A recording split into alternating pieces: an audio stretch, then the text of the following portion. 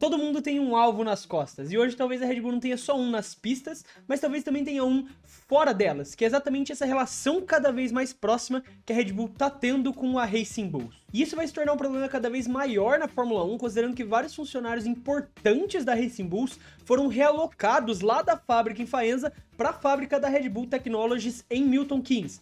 A operação principal da Racing Bulls ainda continua em Faenza, lá onde é a antiga fábrica da Minardi, porém vários desses funcionários importantes na produção do carro agora estão trabalhando junto com a equipe da Red Bull principal em Milton Keynes. É um fato que eles tentam a todo custo vender essa ideia de que as duas são equipes separadas na Fórmula 1. Tanto que em 2019 eles foram lá e acabaram com o nome Toro Rosso. Claro que a AlphaTauri, que veio depois, não é tão longe assim na relação, mas deixava de pelo menos ter um nome e logo tão parecidos quanto como era com a Red Bull. E essa relação raramente é pega no radar da mídia e nos olhos de quem tá assistindo as corridas, isso porque geralmente a Racing Bulls tá correndo lá no fundo do pelotão. É uma equipe que dificilmente tem resultados relevantes. Só que conforme a equipe começa a ter resultados cada vez mais relevantes, se torna questionável da onde eles conseguiram isso, se foi realmente mérito deles. Porque esse é um caso muito específico na Fórmula 1, já que a Red Bull é dona das duas equipes. O que realmente levanta o questionamento do quão méritos são essas conquistas que as duas equipes vêm tendo ao longo dos anos, considerando o conjunto elas vêm trabalhando cada vez mais. Isso se tornou primeiro uma grande discussão no final da temporada de 2023,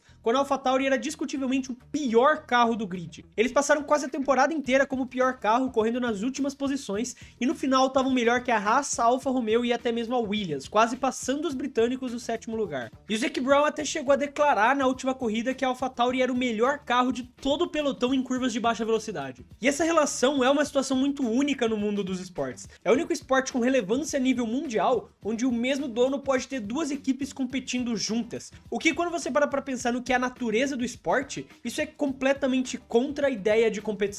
Essa relação, obviamente, existe desde 2006, então não é algo novo que está sendo discutido agora pela primeira vez. Só que isso mudou muito ao longo do tempo. E o começo dessa relação foi algo muito confuso. Inclusive, em 2008, a Toro Rosso termina o Mundial de Construtores na frente da Red Bull e, inclusive, vence uma corrida antes da Red Bull, o GP da Itália, aquela famosa vitória do Sebastian Vettel que coloca ele no radar. Depois disso, eles começaram a botar ordem na casa e colocar as equipes onde elas deviam exatamente estar. A Red Bull no final da temporada de 2009 quase ameaça o título da Brown, no final sendo o carro mais rápido do grid, mas a forte construção que a Brown fez no começo da temporada mantém o título para eles, enquanto a STR termina o campeonato mundial em último lugar só com 8 pontos conquistados. A equipe passou a tomar a forma exatamente do que era sua proposta quando entrou na Fórmula 1. Uma equipe para correr no fundo do pelotão e desenvolver jovens talentos. E eles sempre usaram peças antigas da Red Bull para isso, algo que nunca teve um grande problema. Só que as coisas começaram a mudar um pouco nas últimas temporadas, principalmente quando a gente considera as novas regras do esporte. Agora em 2024, a equipe começou a temporada com a suspensão dianteira e traseira desenvolvidas pela Red Bull Technology, assim como volante, caixa de câmbio e sistema de freios. E na segunda metade da temporada 2023, quando a AlphaTauri realmente começa a mudar de patamar e recebe grandes atualizações, essas mudanças vieram no assoalho, principalmente na suspensão traseira, que foram trocadas pelas suspensões do RB19, que era a versão do carro da Red Bull da temporada atual. Usar peças antigas da Red Bull sempre foi uma preferência da Toro Rosso, AlphaTauri ou Bicarb, como você preferir chamar. Só que isso começou a atrair um pouco dos olhares quando eles começaram a usar peças do carro da temporada atual da Red Bull. E é importante ressaltar que a Fórmula 1 permite a utilização de certas partes entre equipes, então nada disso que eu tô falando é ilegal. Mas o questionamento principal é em relação à facilidade e à troca de informações entre as equipes, que é aqui que mora o principal problema dessa parceria. Para 2023, a Red Bull recebeu uma punição de 10% a menos do túnel de vento, além de serem a equipe que já naturalmente iria usar menos da ferramenta por conta de serem os atuais campeões mundiais. E aí já entra um primeiro ponto, que é o fato da Red Bull e Racing Bulls dividirem o mesmo túnel de vento em Bedford. E de novo, isso não é uma relação incomum na Fórmula 1, a própria Aston Martin, enquanto espera o seu túnel de vento ficar pronto,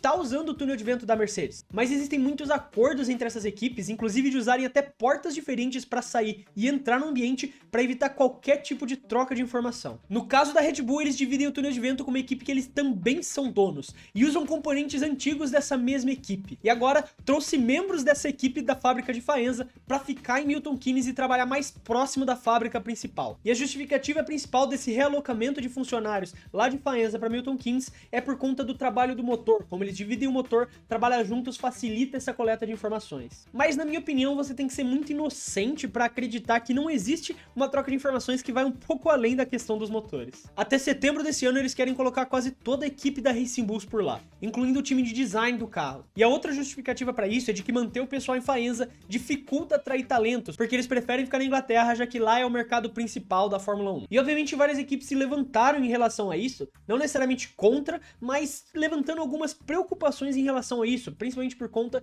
de dois argumentos. O primeiro deles é exatamente essa divisão do túnel de vento com o pessoal trabalhando na mesma fábrica e também a questão do teto de gastos, que limita o quanto uma equipe pode desenvolver para o seu carro durante o ano. E os dois trabalhando juntos realmente abre algumas brechas para que isso seja quebrado. Porque existe o cenário em que você tem duas equipes dividindo informações para o benefício de uma, o que não é permitido pelas regras. Mas hoje elas não são tão rígidas e nem reforçadas o suficiente para prevenir isso de acontecer. Mas o regulamento hoje proíbe a transferência de dados, designs, desenhos ou qualquer outra propriedade intelectual de uma equipe, além da prestação de serviços direto entre equipes. E uma das sugestões levantadas em relação a reuniões envolvendo esse tema é a da FIA fazer check-up sem aviso prévio, ou seja, só bater na porta e aparecer por lá e começar a inspecionar o lugar inteiro. Mas particularmente eu não acho que isso seria efetivo. Eu não acho que os engenheiros da Racing Bulls e da RBR simplesmente ficam sentados lá na sala de café com todos os mapas e planos abertos, discutindo abertamente os planos que eles vão dividir. Se isso acontece, se essa troca de informações confidenciais acontece, com certeza é de uma forma confidencial, é de uma forma que eles sabem fazer no sigilo. Agora, eu já vi algumas pessoas comparando o argumento de equipes com parcerias técnicas no grid, mas eu não acho que isso se compara, porque aqui a gente vive um cenário em que uma descoberta aerodinâmica feita pelos engenheiros da Racing Bulls pode parar na RBR, o que burla totalmente a ideia do teto de gasto. Basicamente, uma equipe investe todos os seus recursos disponíveis para descobrir alguma coisa, então passa essas informações para a Red Bull, que com muito menos gasto e com muito menos investimento conseguem trazer essa inovação para o seu carro. E eu não acho que isso aconteça com equipes clientes como Williams e Mercedes, por exemplo. Eu não acho que a Williams, uma equipe que mal consegue atingir o limite do teto de gastos durante a temporada, vai usar o pouco recurso que eles têm para dar esse para Mercedes ainda. E esse trabalho conjunto das duas equipes é uma via de mão dupla, porque assim como a AlphaTauri pode ajudar a Red Bull com o desenvolvimento, a Red Bull também pode ajudar a AlphaTauri. Quando você pensa nos jovens talentos que eles têm, é muito mais interessante que eles consigam disputar num nível competitivo, porque isso sim cria realmente um desafio para eles conseguirem se provar e amadurecer dentro da Fórmula 1, do que ficar toda a corrida disputando um P18, por exemplo. Então, se a Racing Bulls realmente ajuda a Red Bull com esse desenvolvimento de peças para burlar o teto de gastos, a Red Bull consegue ajudar a AlphaTauri devolvendo essas peças antigas para que eles possam usar e ter um carro mais competitivo. Agora, eu preciso ser justo com a Red Bull aqui também. Como eu disse aqui no vídeo, essa relação nasceu lá em 2006, com a compra da Minardi, que estava quebrada. A Red Bull permaneceu na Fórmula 1 com as duas equipes durante a crise de 2008, mesmo com toda a demandada que teve na categoria, e quase viu o grid ficar com menos de 10 equipes. Então, mesmo com todos esses riscos de perder muito dinheiro num cenário caótico global, eles ainda mantiveram as duas equipes para impedir o vexame de correr uma temporada com 9 construtores. Só que esses dias já acabaram e o esporte não só sobreviveu a essas crises, claro, com a ajuda da Red Bull, mas também entrou numa nova era de prosperidade nunca antes vista na história. E hoje não tem como caber numa competição profissional, especialmente na Fórmula 1, que é um esporte de tão poucas vagas, existir uma regra que permita o mesmo dono ter duas equipes competindo juntas. O que levanta um outro ponto e talvez o mais óbvio de todos, que é o fato da Racing Bulls ser um pato de borracha no pelotão. E o objetivo aqui também não é defender que Sauber e Haas sejam o suprassumo da competitividade, mas o fato é que eles têm a justificativa de que realmente tentam e só não conseguem. Inclusive a Sauber vai se transformar em Audi com o objetivo de investir pesado e virar uma equipe de ponta a partir de 2026. Agora a Racing Bulls não vai conseguir porque não vai nem tentar. A gente conversa sobre Andretti entrar em ser a 11ª equipe, e de verdade, se eles entrassem seriam a 10ª, porque honestamente hoje a gente tem só 9 equipes de fato. O objetivo da Racing Bulls nunca vai ser tentar ser uma equipe de ponta. Apesar de um piloto experiente como o Ricardo hoje presente na equipe, ele tá lá mais por razão de marketing do que de fato você ter um piloto competitivo. Ela é uma equipe júnior e sempre vai ser uma equipe júnior, com o objetivo de ajudar a descongestionar o programa inflacionado de pilotos da Red Bull. E nem isso estão fazendo direito com o Liam Lawson sem vaga. E cria esse paradoxo de enquanto a gente tem uma equipe que não consegue entrar na Fórmula 1 por falta de competitividade, a gente tem uma equipe que no seu core principal, no seu núcleo, núcleo, o objetivo deles é nunca ser competitivo, nunca realmente disputar algo. A gente tem até casos de vitórias da equipe, como o próprio Vettel e o Pierre Gasly em 2020, mas quando a gente olha esse histórico, desde que eles entraram na Fórmula 1, nunca terminaram melhor do que sexto no Mundial de Construtores. Nem no ano que eles ficaram na frente da Red Bull em 2008, eles ficaram em sexto nesse ano. O que é muito bizarro considerando uma equipe que tá na F1 há 19 anos. Mesmo a Haas, com toda a sua mediocridade,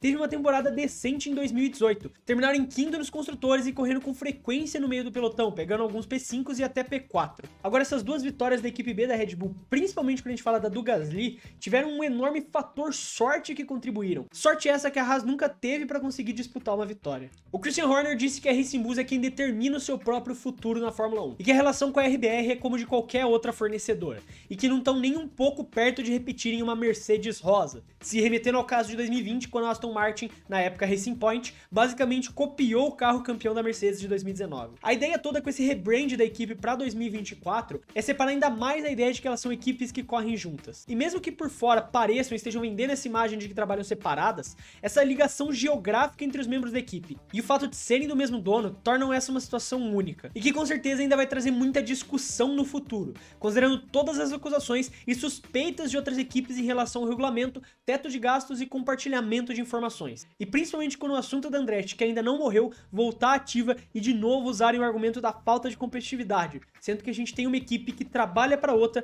e não tem nenhum objetivo de ser competitiva na Fórmula 1. Mas aí tá o grande problema da relação Racing Bulls e RBR, se é justo uma mesma empresa ter duas equipes na categoria. Quero saber sua opinião, deixa aí nos comentários que é muito importante saber. E se você curtiu o vídeo e quiser ajudar o Clube da F1, você pode fazer isso se inscrevendo no canal. Muito obrigado para quem ficou até aqui e até o próximo vídeo.